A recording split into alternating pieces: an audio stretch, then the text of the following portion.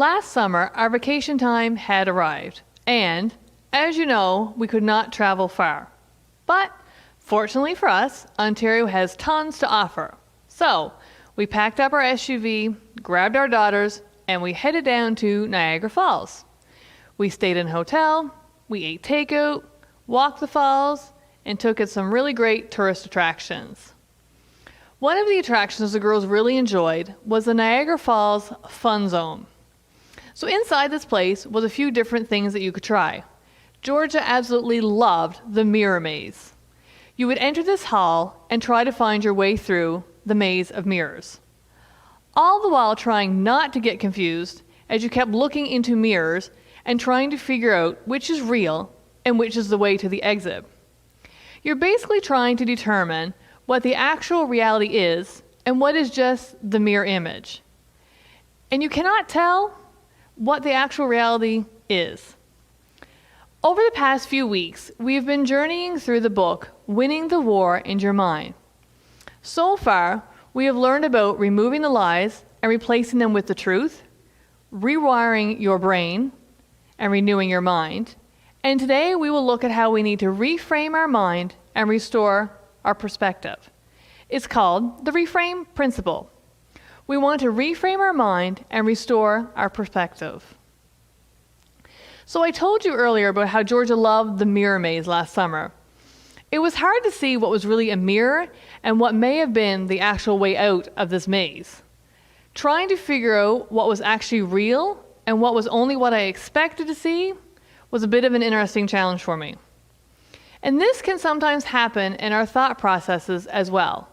We can sometimes see what we expect and not necessarily what is actually there. Our mind will allow us to see things in different ways.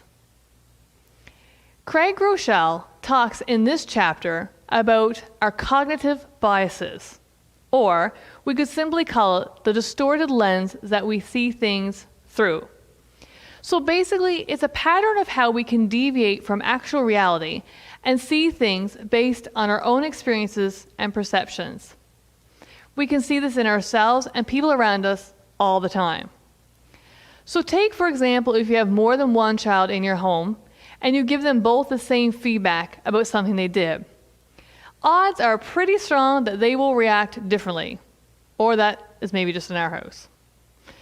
If you are at work and a supervisor gives two employees the same job and gives them a critique of that after, one may receive it well and want to learn, while the other may become totally offended and really upset. Maybe that person grew up in a more demanding environment. Maybe they place more pressure on themselves to achieve perfection. Their personal experiences in their life have had an effect on how they see things. It's had an effect on the lens through which they view their life and their thoughts. We all have cognitive biases. We can view things because of situation and moments in our lives and the experiences that we have had. That's why we've been telling you it's important to think about what you think about, to learn and figure out why we think and act the way we do. One of the things I want us to look at today and be able to take away from this is that we cannot control what has already happened to us. Let me tell you that again. We cannot control what has already happened to us. It just is what it is. But we can control our response to how we handle that, and we can control how we perceive that. For me, that is a very comforting thought. Psychologists have a name for taking control of how we perceive things. It's called cognitive reframing. This is obviously not my thoughts. I'm borrowing from Craig here, but it's very interesting. I think we can learn a lot from it.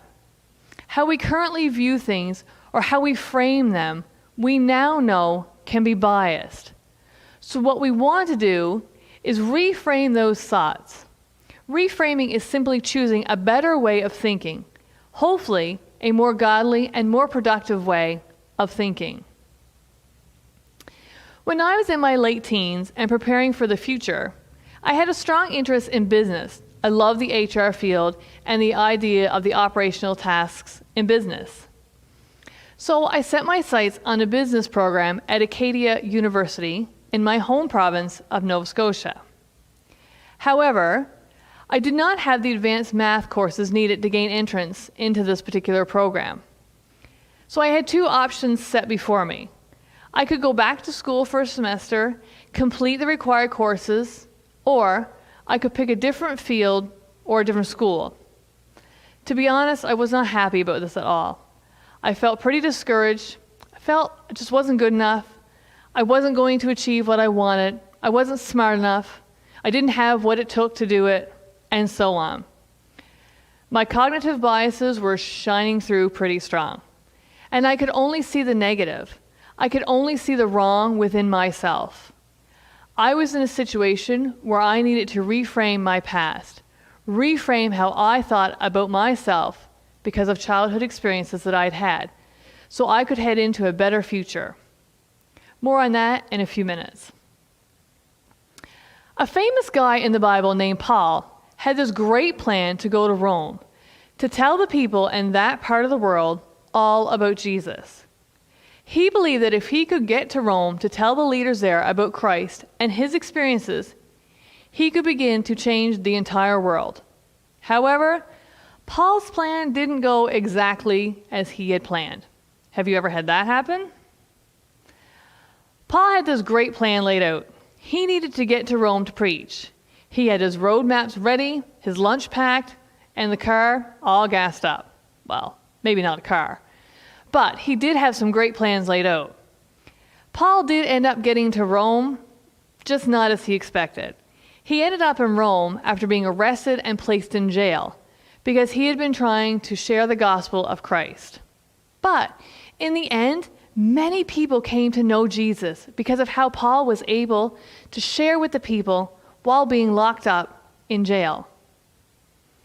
Paul had a decision to make in that moment, and a very important one. We also have moments like this in our own lives, moments where we need to make a decision regarding our situation, regarding the current circumstances that we find ourselves in.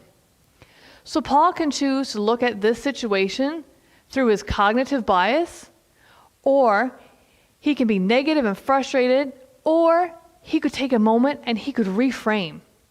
He was not able to control what happened to him, but he was absolutely able to reframe it. A book in the Bible named Philippians, which this person Paul actually wrote after this had all happened, he said this: "Everything that has happened to me here in Rome has helped to spread the gospel. For everyone here, including the whole palace guards, knows that I am in chains because of Christ.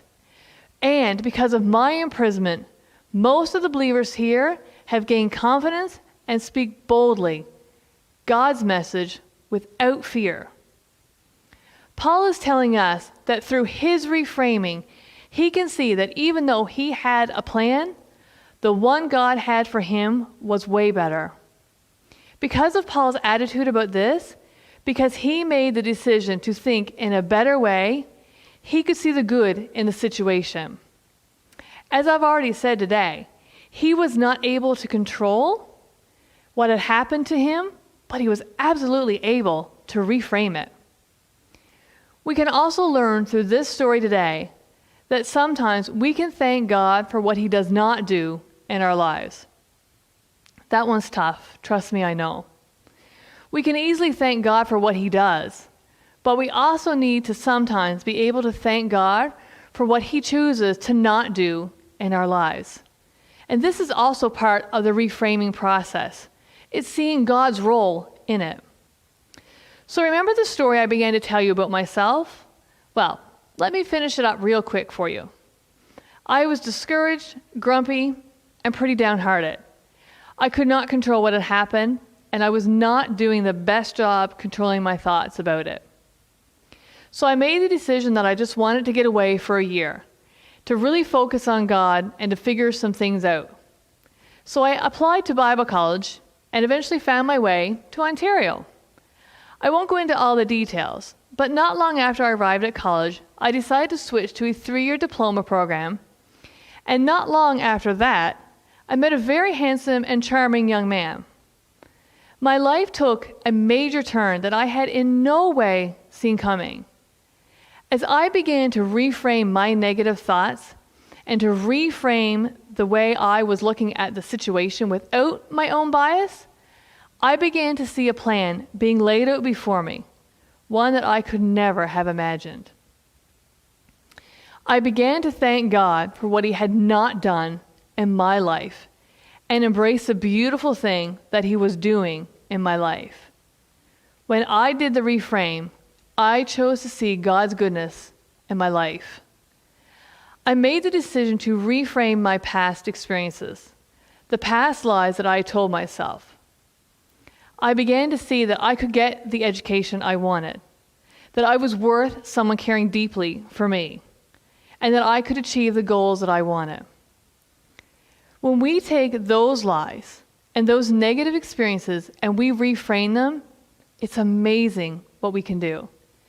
If I rewrite the narrative of my experience and see that God was leading me in a different direction, that His infinite love wanted to give me more than I could ever plan, I can then see that it was not that I wasn't worth it, but it was because I was worth so much more.